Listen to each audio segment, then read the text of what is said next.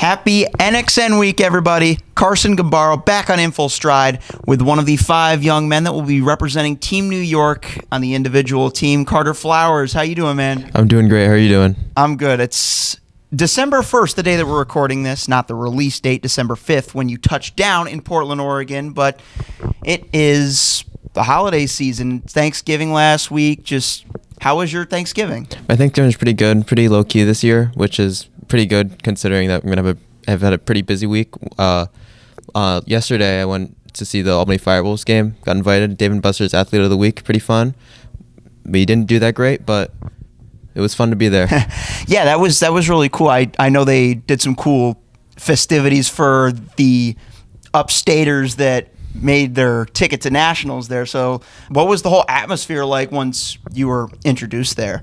It was pretty fun. It's halftime. They showed me on the jumbotron. I did some dancing. It was got some cheers, and it was pretty fun. So yeah. That's awesome. I'll have to put a clip up of that on the screen, but yeah, I know you and I were talking a little bit before this how it feels so weird to be like in December and cross-country season is still going on for you. So what's your vibe like with regards to that?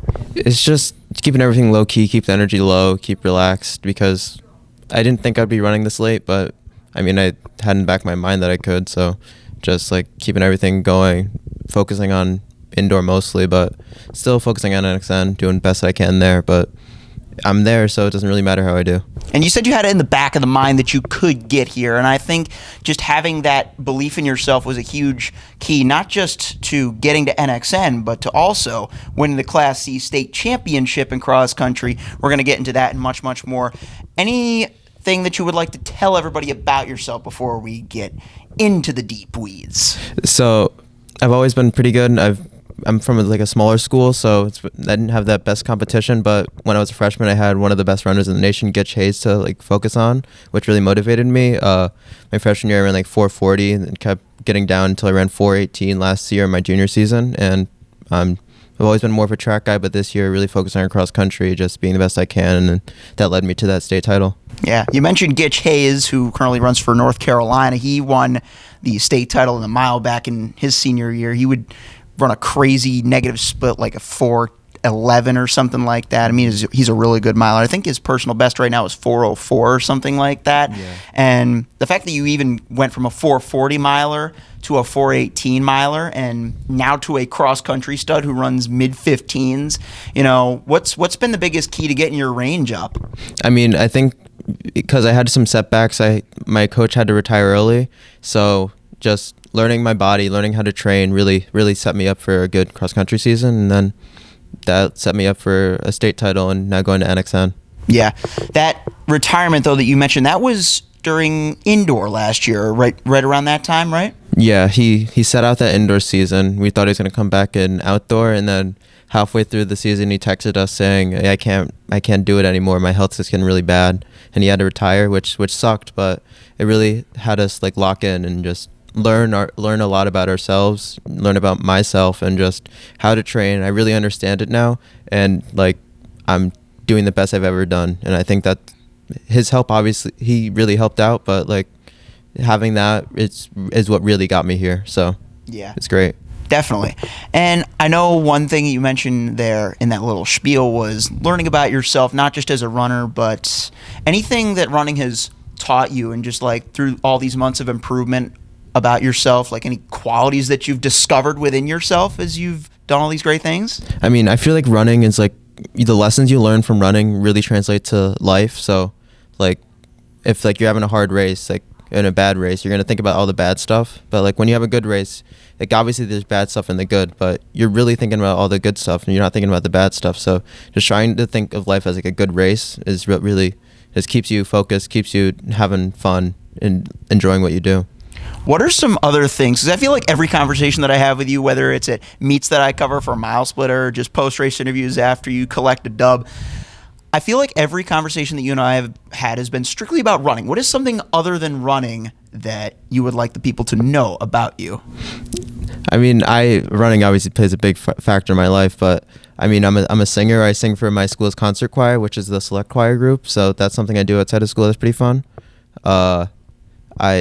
Music does play a big part in my life, obviously, because before running, I was playing saxophone. I was still singing, but also like fun fact about me is I have a 97,000 score on Block Blast, which is pretty high. But there's people with millions. I don't know how they do that. I think they might need to start running, but yeah, gotta even that scale there. Yeah, but I do a lot of just like small stuff incorporated in my running, and just running obviously is the main course, but a lot of small stuff I do, and it's really fun.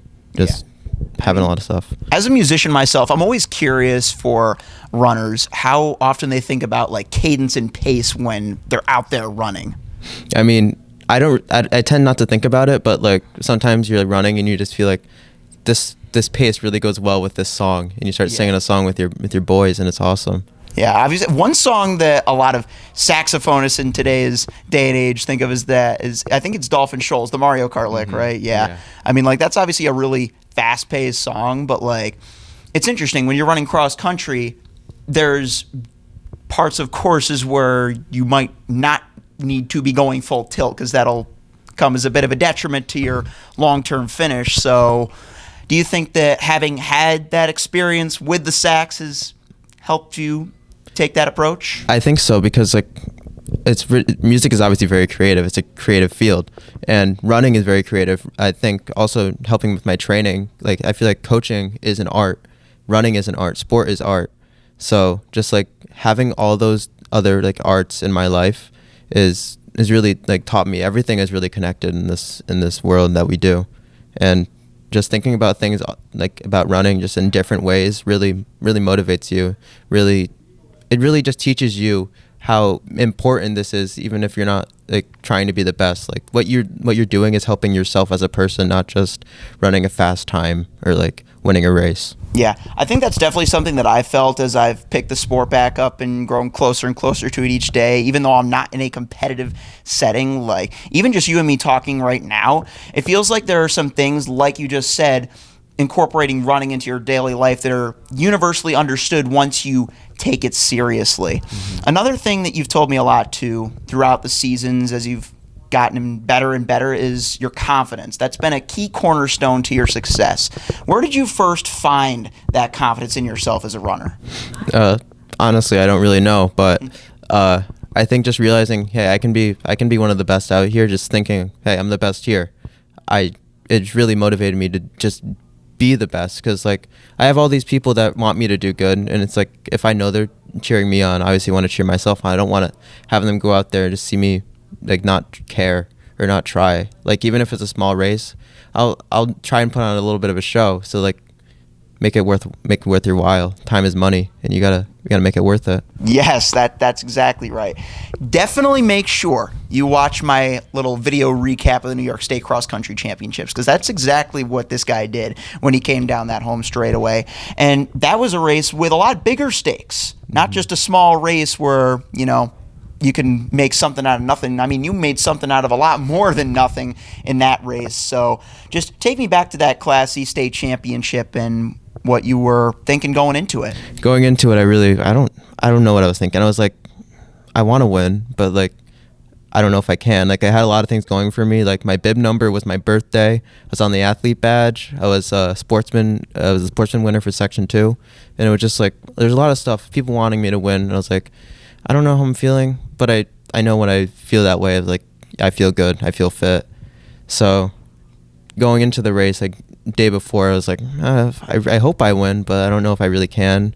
Then on the line, I was like, I think I can win. I took one step and I was like, yeah, I'm pretty sure I'm going to win. And then after a mile, nobody was with me. And then I was like, okay, I can't think I'm going to win because then I'm going to lose. So then I just like shut my brain off a little bit and just ran and had some fun. Then the last home stretch, I was like, let's put on a show. Started pumping up the crowd, and then I won. So it was really fun. Yeah, that was super special too. I mean, like I told you before, I feel like the Class C, there's 4 classes at the New York State meet, A, B, C, D, and it feels like Class C is always the least predictable. And when you look at all of the predictors coming into the race, namely Tully runners, which populates all the speed ratings throughout the season, which are ways that we try and measure performances because not every course is the same in distance or difficulty. I mean, it's tougher than college where races are longer and you need to just rely on pure distance chops. And typically to win a race at states, you need to have a speed rating consistently in the 180s. Before sectionals, which qualified you for states, you hadn't even gotten above 170. And there you were, just with 180 under your belt. Just how'd you ride that to something even greater? Well, I started off the season running a 150 at the Blackburn Invitational, which I knew I was focusing on having a good late season. That's what really matters. I don't care how fast I run, especially during cross country, during like a small invitational. It matters how I do at the end, running fast at the end. So thinking about that, like not caring about really how I do at the beginning, more caring about how I do at the end. I was like, whatever happens will happen, and I know I'll be in that position to win.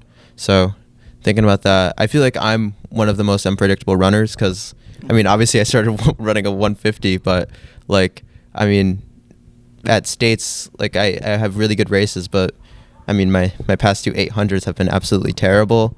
But I mean, I know I can have good days, I know I can have bad days, but trying to have the best days I can have is what really matters, and really just focusing on doing the best I can and not really trying to do the best for other people. Obviously, I have other people as motivators, but they don't motivate me as much as I can motivate myself, and just doing stuff like that really got me that win, got me to running the fastest times I ever ran and being one of the best runners in the nation. What did you do differently this year? Because you had some, like you said, good finishes at states before. You were third in the 1,000 back in indoors, second in the Division II mile back in outdoors. So what did you do differently to get first in cross country?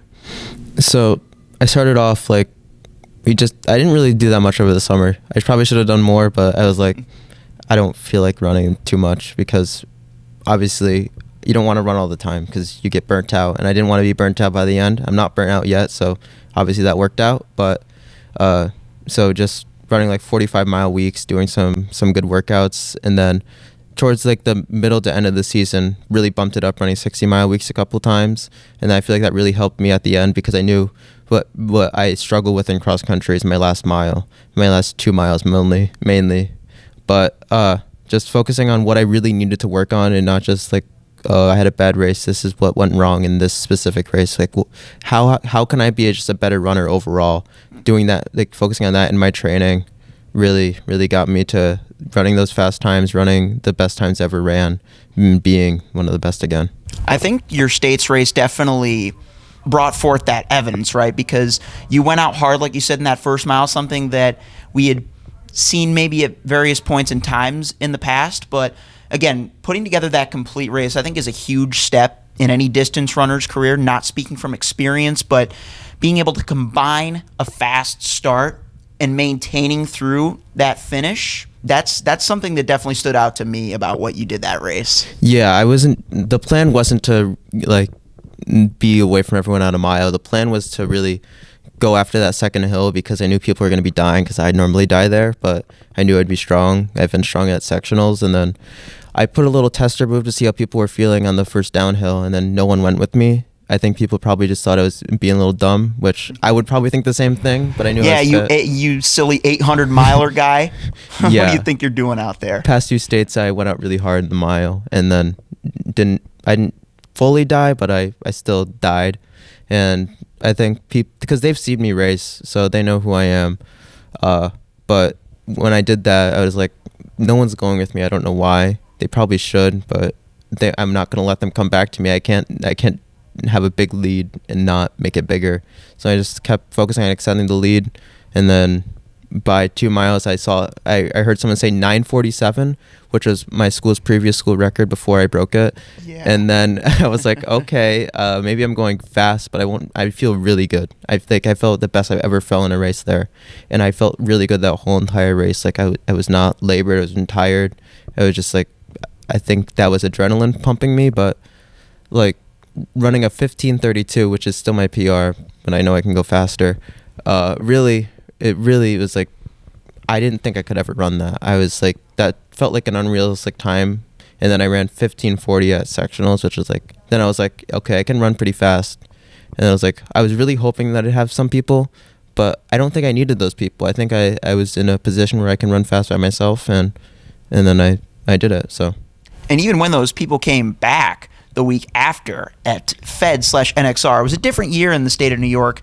If you guys were following along with the regional coverage, obviously each region sends the 5 individual qualifiers and the 2 team qualifiers to Nike Cross Nationals. New York is one of those notorious states for having its own region, and this year they merged the Federation meet, which allows for kids from New York City, the Catholic schools, and the independent schools to merge with all the kids from the public schools, like Carter from Schalmont here. And they brought that all into one race instead of 2 separate races. You still went out with the top group. I mean, I was watching at points through that race right around the mile mark, and even still beyond 2 miles, you were just still right up there in that top group. You would not go away. I kind of wanted the screen time. That's probably why I did it. But the plan was just to be in that top group, hopefully string it out a little bit, because I knew there's a lot of good guys, and just like some guys just can't go as fast, and a tactical race will suit them better. So just making it not as tactical. Obviously, there's still tactics even in a fast race, but I know I have better tactics than a lot of people, and making it fast and tactical really suited me. Obviously, I probably could have done a little better.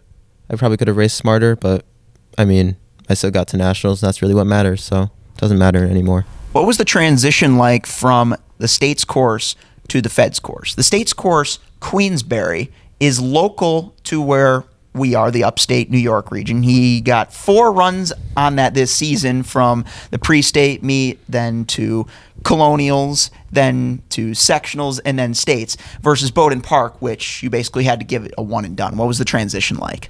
So as you said, I ran at Queensbury 4 times. In my whole career, including Feds and NXR, I've ran on Bowdoin 4 times, but I felt like I knew it. I knew the course, and I knew, like, in order to simulate being able to run it a bunch of times, I got to watch the races. So I watched the races a bunch.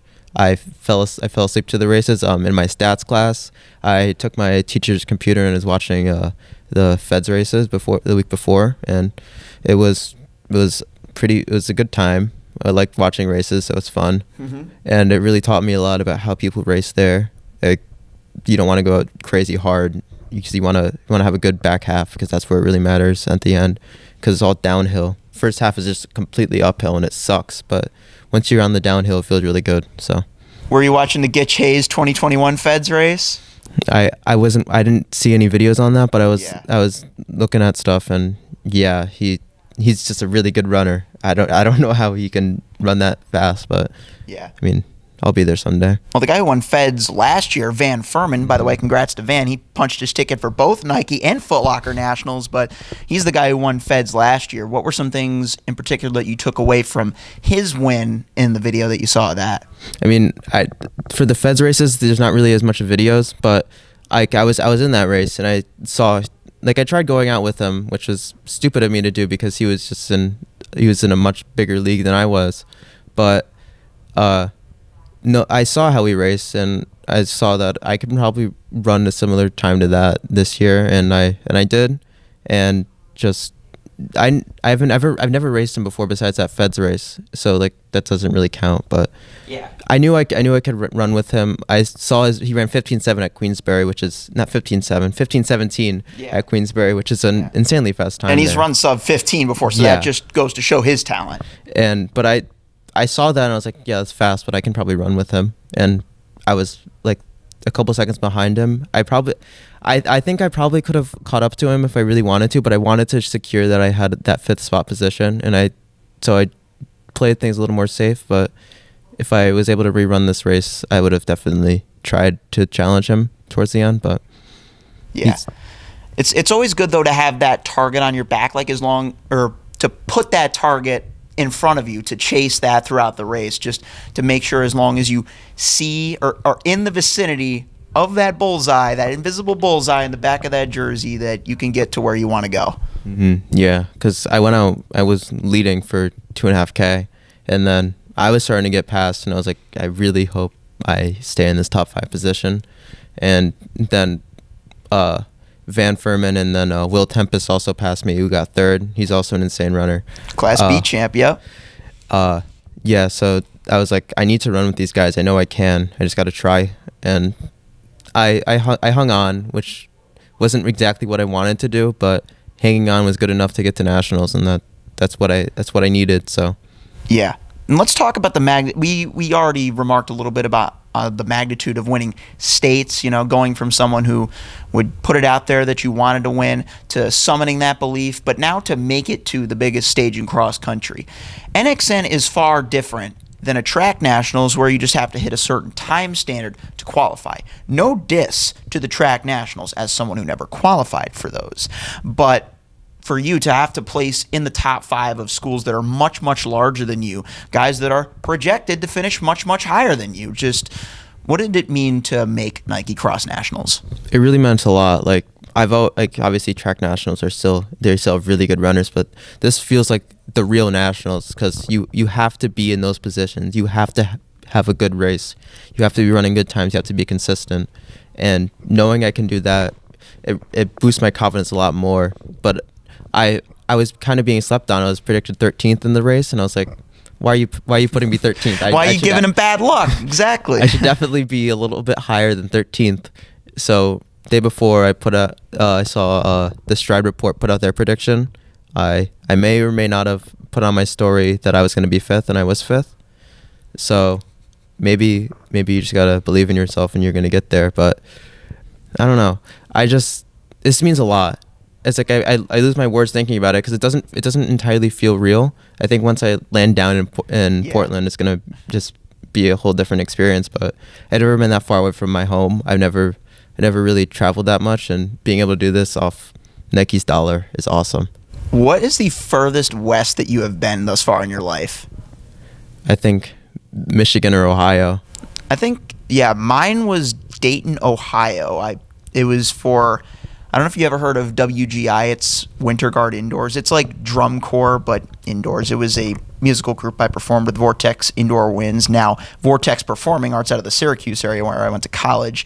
And I actually got to visit the Edwin Moses Stadium. I think it's called Edwin Moses Stadium, either that or it's the stadium where Edwin Moses, a world-class all-time 400-meter hurdler, another event that I talk about so often on my channel. That's where he spent his collegiate days. But yeah, Dayton, Ohio is the furthest west that I've been, in case you were wondering where I was going with that. So now that you're going to double that up by going all the way to the Pacific Northwest, what is the number one thing that you're looking to gain out of your NXN experience? I'm looking to gain a lot of free stuff. Looking to go into the LeBron building, which is going to be pretty cool because LeBron is awesome. I'm looking to hopefully get better relationships with the guys that are going out there, having some fun times, and just have an experience that not a lot of people get to see. Only like 200 people are going for boys, and being one of the top 200 boys in the nation is really, really awesome, really cool. Yeah. You were telling me, too, before this that it really doesn't matter how you place, just to know that you could earn the honor of getting on that stage, earning that extra screen time. That's the real hard part that you've gotten out of the way. Just one more race to have fun. Yeah, racing is fun, and just having fun in races is probably the best fun you can have during doing the sport. Like, I'm obviously not gonna be like, oh, I'm here, I don't care how I run. I'm gonna care how I run, but just there's no pressure on me. I don't try and put pressure on myself. I try to keep everything relaxed in training, just keep focused and not think about the outside forces, control the controllable. But right now, there's zero pressure on me. No one cares how I do. Like, obviously they want me to do the best I can, but like even if I get dead last, like I'm still there. I'm still went to nationals. It's not that big of a deal when you just need to be there. And it's having that pressure off, I think it's gonna probably lead me to a better time than I've ever seen before, hopefully.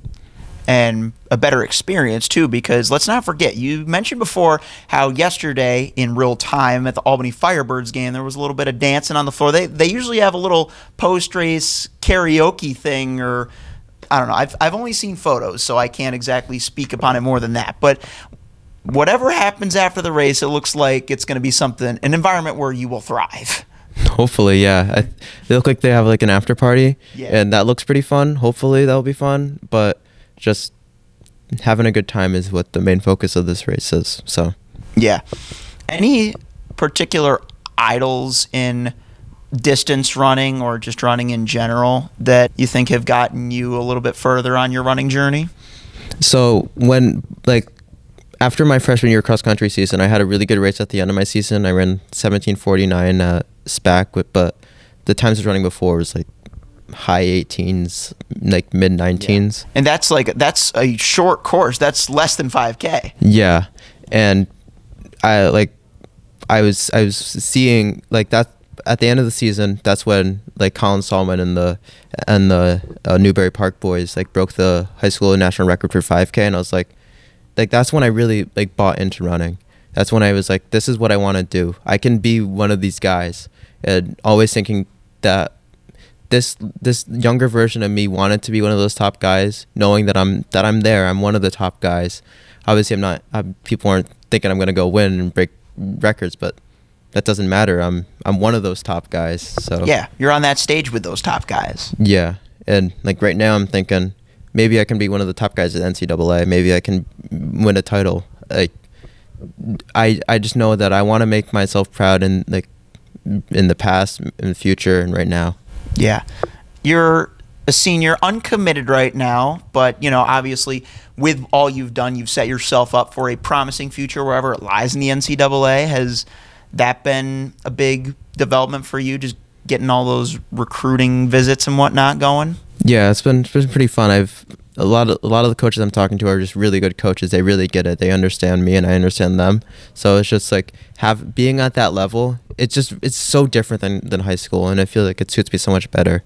Like it's just like when you think of, at least for my school, there's not like we have some good guys, but they're not like all at my level. So I'm really just running alone during workouts. Like I obviously do easy runs with them, but it's a group of guys that are at my level and bought in as much as I am is just going to be so different. And it's going to really, I feel like it's like I have such a high ceiling, and I think I'm nowhere close. I think I'm still on the floor.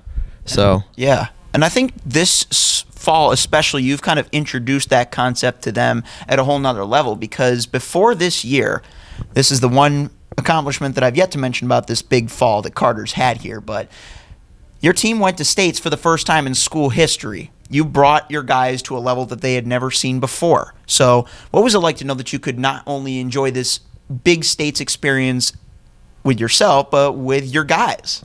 I mean, I've brought some of my friends to states before. They've been there, yeah. But having the whole team there, being at like an awesome hotel which had a water slide. Again, this was a local states course. They went to the hotel. Yeah, so we just like they all wanted to do the best they can at states, obviously, but the focus was having fun. This was their nationals, and so now I'm gonna be number 5 for New York, but I'm gonna be in their position, just like that. Like if you want to like quantify it, like think of me being at nationals, them going to states. Obviously they're still great runners, but it's just like it's so different. Like I knew what to expect, but they didn't really know what to expect. Bringing them there, like knowing that they're gonna have a lot of fun, I'm gonna have a lot of fun. It was really great. It was a really good experience. I remember when I saw you after you won at states, everybody was coming up to you telling you it was the water slides. I mean, just what do you have to say about that? Honestly, it probably was the water slides. Like having that fun, really, it takes all the pressure off you. Like I didn't really want to put pressure on myself. I wanted to be relaxed, just like thinking, no matter how I do here, I still had fun. I don't care how. Obviously, I care how I do, but like it doesn't matter how I do because this is a great experience, and it matters how I do next week. Matters how I do the week after. It matters how I do consistently over these years, over these weeks, over these months, and just being consistently a great athlete is what really matters. Even if you don't get that title, it doesn't matter. Like, titles don't matter as much as just being a great athlete. Yeah. Back to what we were talking about before, though. You mentioned Colin Salmon and the Newbury Park boys, how as a young freshman, those were guys that you look up to. And there are obviously some still national class runners that are at the top of the distance scene that are going to be competing with you at Nike Cross Nationals. Is there one runner in particular that, if you could just check an item off the bucket list, not to stir the pot or anything, but that you could say proudly that you beat him? If like, let's say something happens by a crazy alignment of the stars. I think every runner, I would be like, I can beat every runner. Carter Flowers, national champion, why not? I mean, of all the people I think in New York that can be like, oh, this kid won nationals, I didn't think that would happen. I think I'd be the one to do that. That's the hope. There was another New Yorker I actually did a mile split podcast with a couple of years ago who I hope to have an In Full Stride episode with one day, Colin Gilstrap. He got ahead of, I believe it was Lex Young and Connor Burns back at 2022 NXN. So it's like these guys out of New York who aren't exactly as big of names as some of these other distance titans can make it happen on the right day. What do you feel are the biggest difference makers for you on your best days when you toe the line? I think my mentality is what really changes everything, because I mean, there's obviously people that know they're good, but they don't have the confidence level that I do. They don't have like the game knowledge that I have. Like, I spend all this time, like, running is a big part of my life. This is it.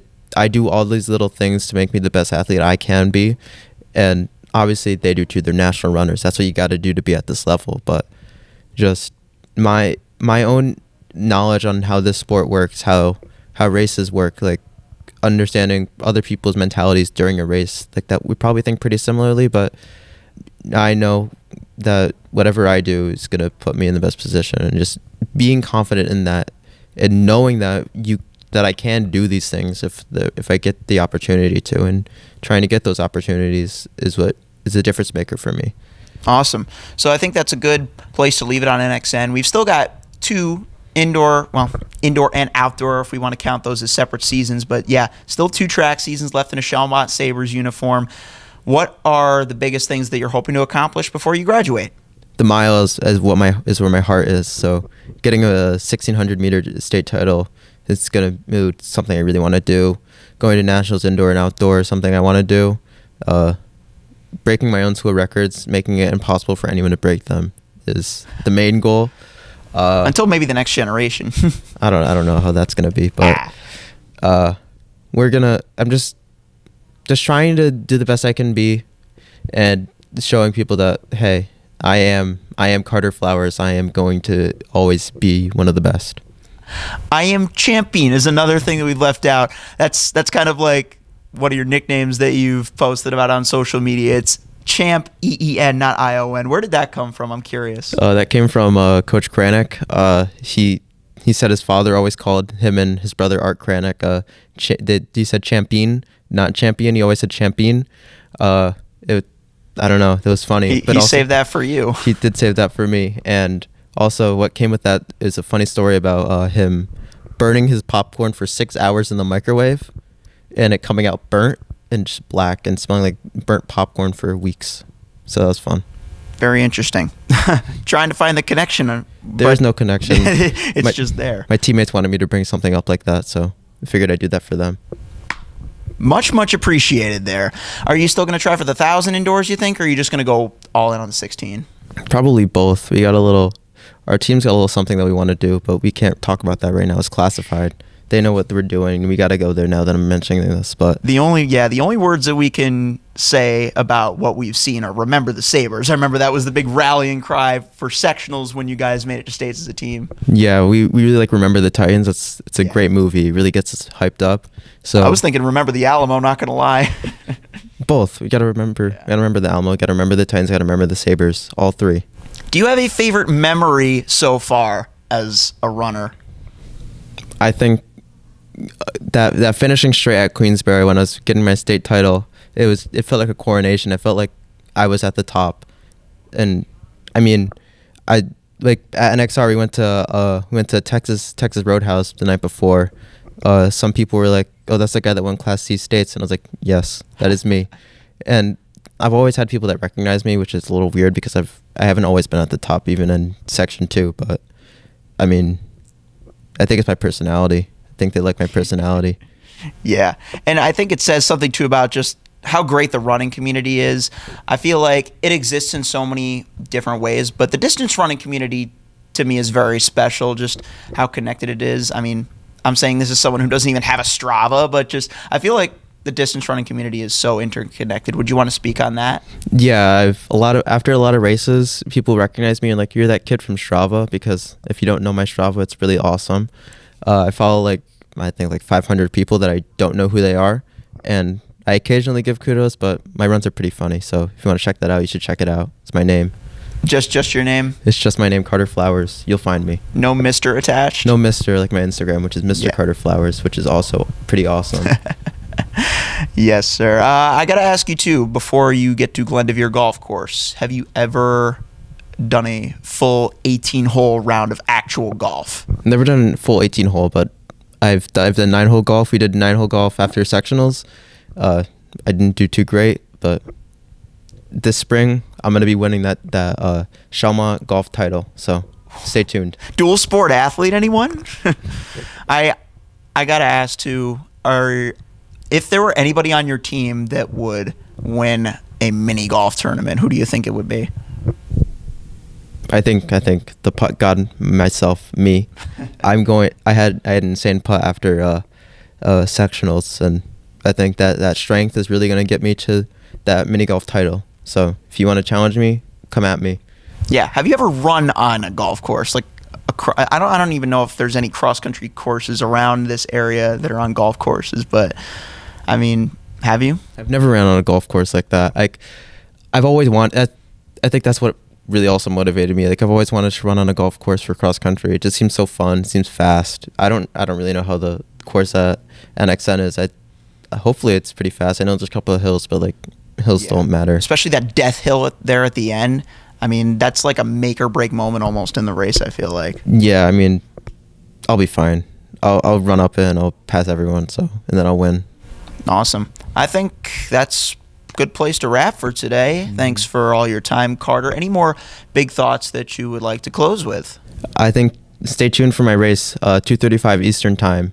You're gonna see me. You're gonna see me win. It's gonna be awesome. So, stay tuned. Go and get it, man. Any special Christmas traditions while we have this tree in between us that you like to share, whether it be just like yourself or maybe your team? This isn't a Christmas tradition, but before big races, I like having some hot chocolate. Oh yeah. It's honestly really good. You should try it. So, have you ever done it on a scorching hot day? No, that's more just cross country, but hopefully it stays. Yeah, I still have not checked the forecast for Portland next Saturday, but whatever the weather, I wish you the very best of luck. Any last thoughts for us today? I don't think so. I think we're all good. Yeah, man. Appreciate you for doing this. Probably going to be a lot more indoor episodes as we stay here in the colder months throughout the rest of winter, but hey, what can we do? As long as we get them out there. I thought this one went really well. Carter, what do you think? I think we got to stay tuned for episode 2 of the Carter Flowers and Carson Gambaro podcast. Starting another side quest, a little spin-off of In Full Stride. Anyways, guys, subscribe for more. Leave a like if you enjoyed. Follow the podcast on Instagram, and stay tuned for Carter's Race. Thank you. Stay tuned.